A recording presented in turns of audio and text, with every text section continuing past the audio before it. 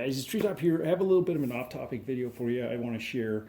Hopefully it'll help somebody out. I couldn't really find too much information on this in the troubleshooting, but I did see people asking about the same sort of problem, but not a lot of solutions. So I spent some time working on this. Again, it's off-topic for the channel, but I'm going to put this out there with some search terms, and hopefully if people are having this trouble, they'll be able to find this and it'll help them out.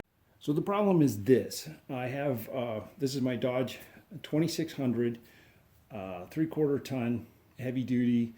It's a 4-wheel drive, 5.9 liter diesel Cummins engine. And I've had this sort of intermittent problem where when I tow, or hook up to a trailer, I end up losing my left-hand turn and stop power to the trailer. This has been sort of intermittent, and I've kind of chased it a little bit because I wasn't really sure what it was. I get under and fiddle with the wiring, and it would come on, and I think, oh, I must have made an improvement. But it eventually completely stopped working on a recent trip. So I had to get into the troubleshooting, and it wasn't what I thought it was. I thought it was going to be wiring, but it didn't turn out to be that. So that's what we're going to do. I'm going to help you go through the troubleshooting here, kind of show you how I arrived at this, and kind of show you some ways that I was able to find it with some basic tools. So hopefully you'll find this helpful. Just describe the basic circuit. I've got my 4-pin connector. This is for a utility trailer down here. I've got the 7-pin connector wired into the bumper that was factory. And then I have an additional 5th wheel inside the bed, another 7-pin just like this one down here. So none of these are getting power to the left-hand turn. So let me describe the circuit for you a little bit as I understand it through my troubleshooting. I haven't been able to find a lot of information on this, and so that's kind of why I'm putting this out there. Hopefully it'll be useful. Basically, you have your signal. I should say that the truck lighting works fine. The turn and stop works on the truck. There's no issues with that. It's only the power that's sent back to the trailer where I'm having the issue.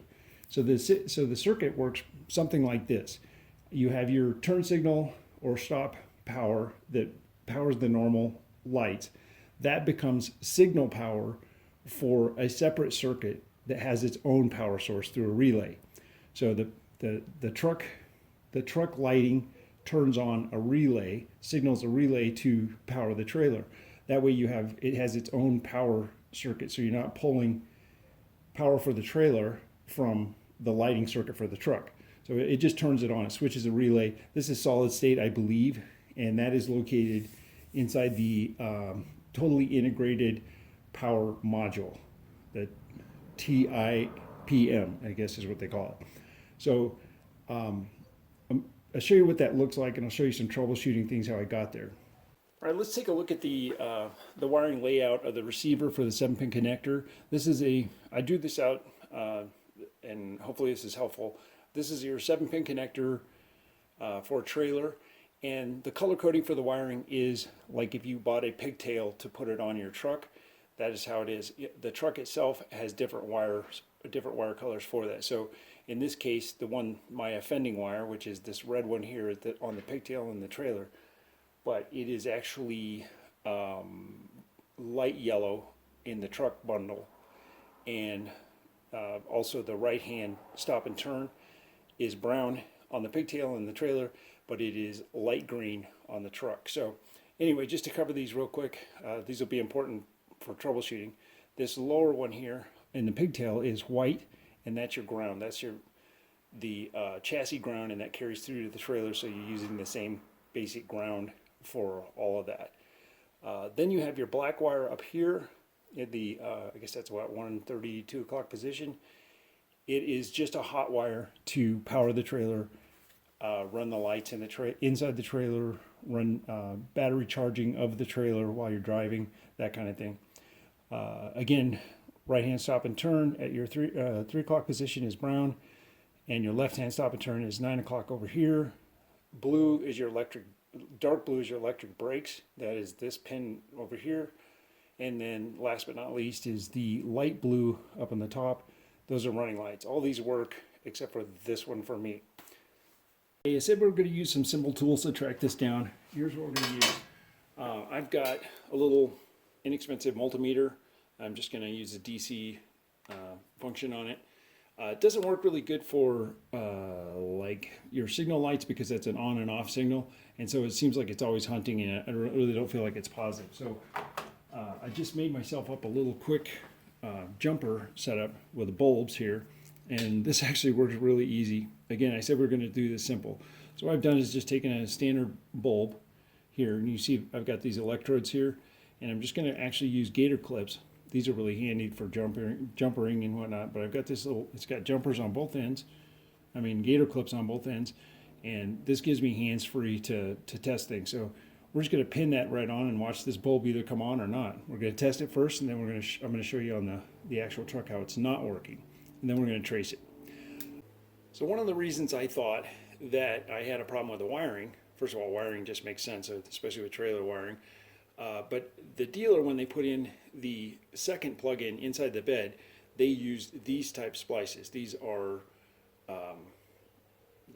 yeah, I guess they just call them splices. But basically, you put your wire through here, your truck wire through here, and then you put your jumper wire that you want to put on the new circuit, and then you just crush this thing down through your original wire, and it cuts through the insulation, makes contact with the wiring, and it just, you know, it works, but it's a great way to get moisture in there and introduce corrosion and all kinds of things like that cause your resistance to go up. So that's where I thought I had the problem, and I kept messing with these things, and I kind of get it back on a little bit, and then it would go, and then unbeknownst to me while I'm driving, it apparently goes back out, and now it won't come on at all.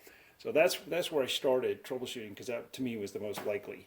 But it turns out I took those circuits apart. They were corroded. They looked terrible. I actually soldered them together in a butt connector and then sealed them up with some shrink tubing.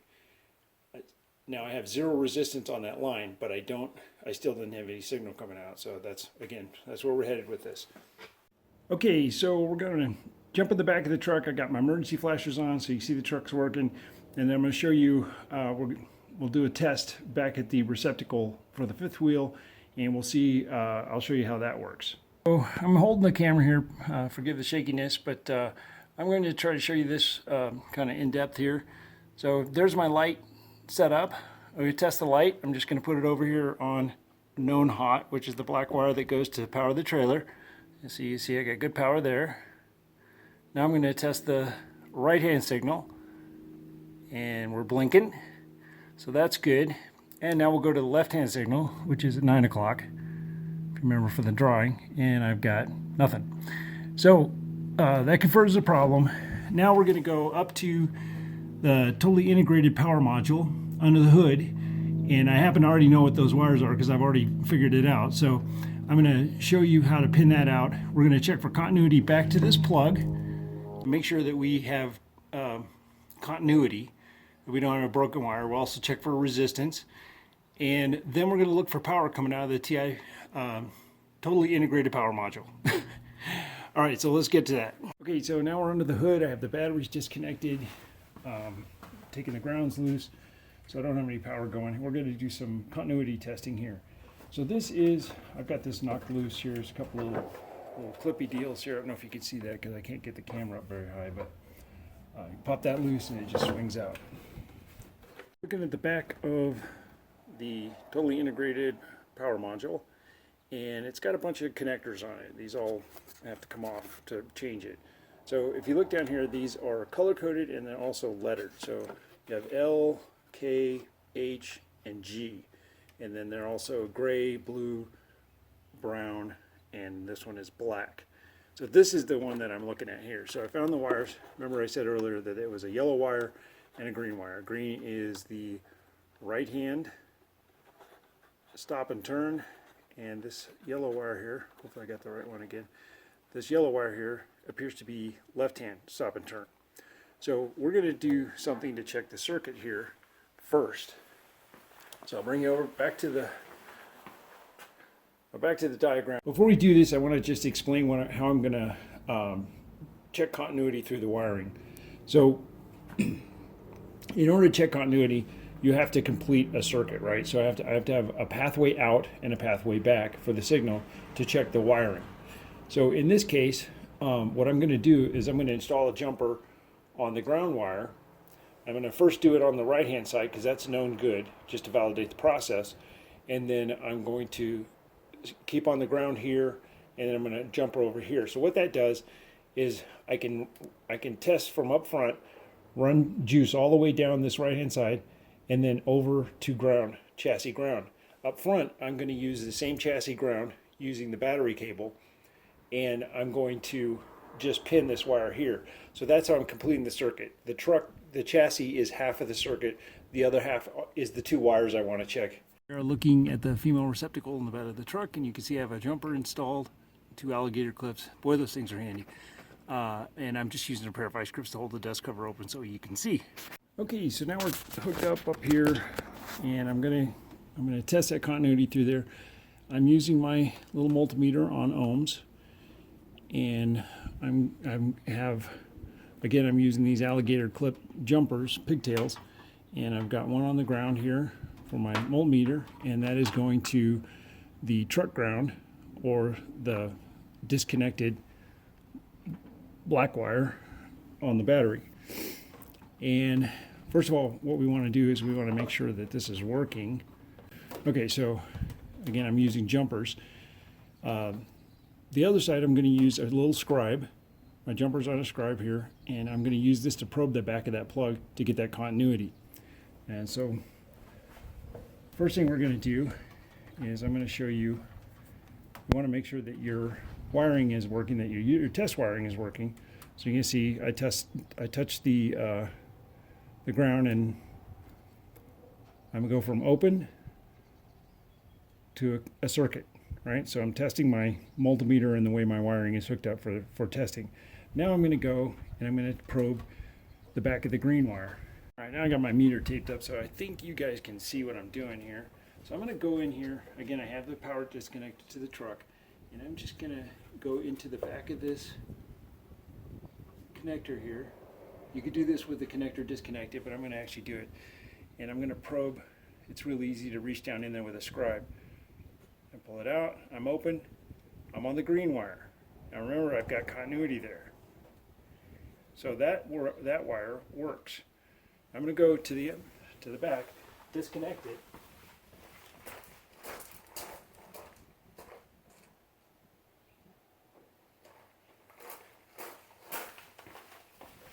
And you see that I've basically, in the milliohm, I've lost that connectivity. This is just picking up circuitry now, but I've lost that direct continuity. So now we're going to check the other side. So now I am hooked up on the other side over there. So put this back together, and we're going to check continuity on the offending circuit, the yellow wire. Again, I have great continuity. I should, because I just rebuilt that whole wire and soldered it this time, so there should be no high resistance on that.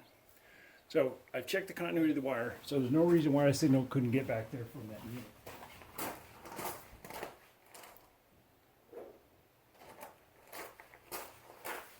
Pull the jumper wire, and you see that we've lost our continuity. Now I've just got some floating millivolts there, but not real continuity. So that's a simple way to test that wire all the way back to where you're plugging in the trailer. So as far as I'm concerned, that circuit is good.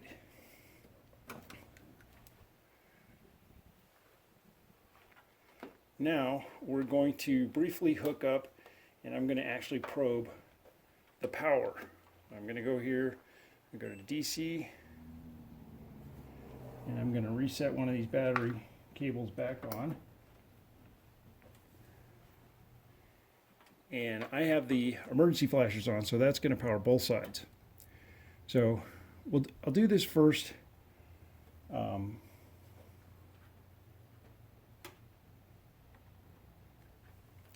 We'll do this first with the multimeter, since I have it here, and then I'm going to switch over and do it with my little rig. I'm on AC. Whoops. Why don't you guys tell me that? There you go. DC. Okay, so I'm on the green, and you see that gets bouncing around there. So for me, that's, I want to see a light or something. But you can do it with a multimeter.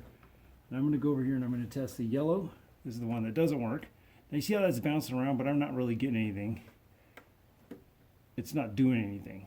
So I'm going to leave that just like that, and I'm going to bring in my homemade light bulb tester.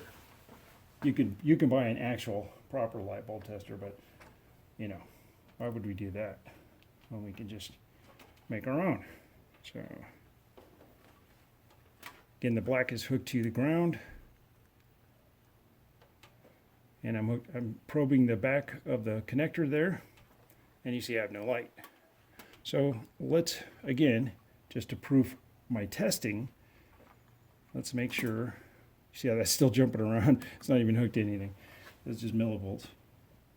Okay, so now let's go over, and you can see I'm testing the light green wire there, and I got a good solid signal. So that tells me that the yellow wire, I tested it. I know that's the right wire because I tested it all the way back to the truck. I also know it has continuity, but I'm not getting anything out of the fuse box / total integrated power module. So that's where we sit.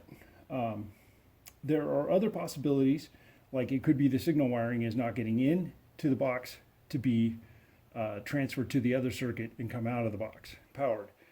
But I don't think that's the case because I'm actually getting a physical response. I'm actually getting a electrical signal to all the lights on the truck. The truck is working, so that proves most of the circuit there. So it's still possible you could have a bad connection going in, but most likely we're down to the unit itself. It's not boosting the power. It's not capturing the signal, boosting the power, and sending it back to the trailer. So that, in this case, in my case, I troubleshot this down to the total integrated power module.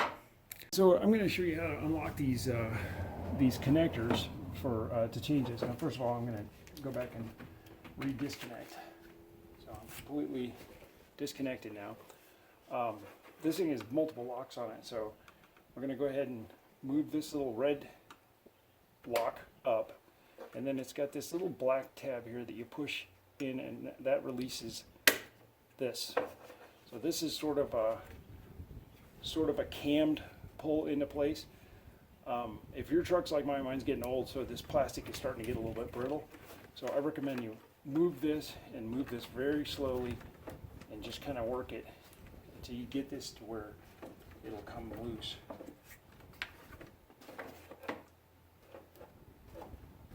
Don't pry on it too hard.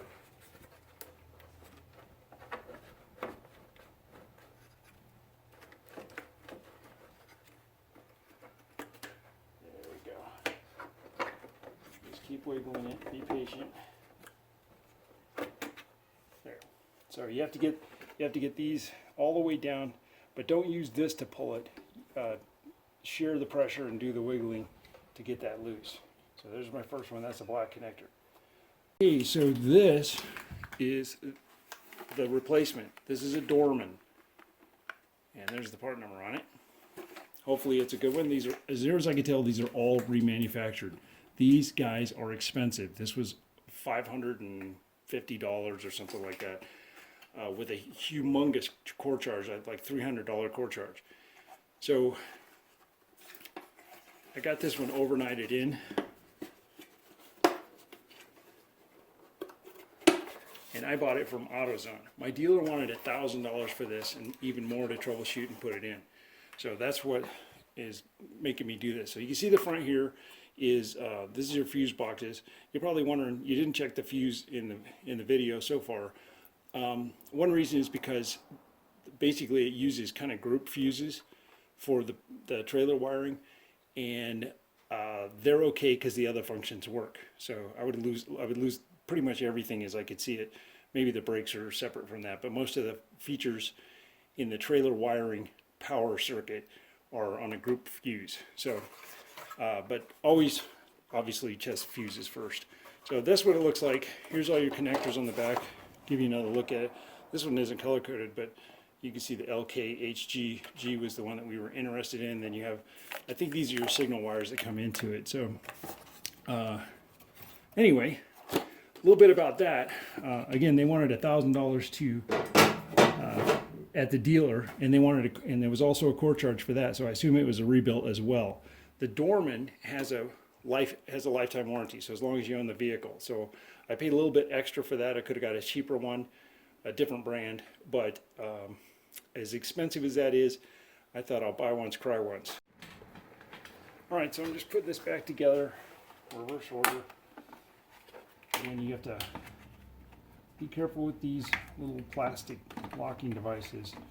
I'm mostly seating them and just following along.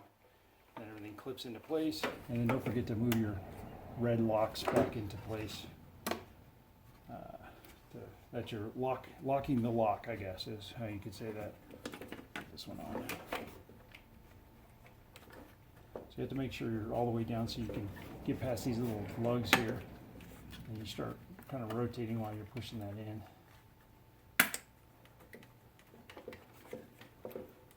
Just seating it carefully until you can bring this around and snap and lock it in place. And this is the last gray one on the bottom.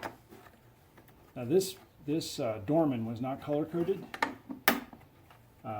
so some of the small wiring here, I just double checked on my old one that is color coded, just to make sure the plugins were color coded. This thing makes me nervous because it's really expensive. So I'll put my locks back in, everything's set. Oh, well, one thing I didn't say is there's a big power wire that you have to disconnect here. This is the main power supply for this. Probably should have taken that. That probably would have been smart to be the first thing I took off. But I'm going to put that back on. Okay, so here's the paperwork for the Dorman. Basically, it had this clear all codes warning on the unit itself, sticker, and then it says disconnect it, install it, and then it says insert the ignition key and turn it to the run position, wait 12 seconds, turn it to the off position, wait 12 seconds, turn the key back to the on position, and verify proper vehicle systems operation and clear all stored trouble codes. So it's in, and it's all hooked up, and I'm testing that. I've got my emergency flashers on, and there for the first time is my left hand signal. I'll move it over on the right hand signal, and they're both working. So that was the problem. Okay, so I followed the directions and put everything in, and I didn't have any codes. It says to clear all the codes. I didn't have any codes, but one thing I noticed was my ABS light was on and my four-wheel drive light was on, and changing the gear selector for the four-wheel drive didn't change anything, and the ABS didn't go off. So I went ahead and cleared the codes, even though my unit said that it had no codes. But I went ahead and went through the erase cycle on it, and everything cleared up after that. So they're not kidding when they tell you to clear the codes. Anyway, I hope this video was useful for you. I will put this up on my YouTube channel, and hopefully my other subscribers will forgive me for that. But it's always good to share when you run across something that's a little difficult to source out. So thanks for watching, and like and subscribe. You know the drill. Take care.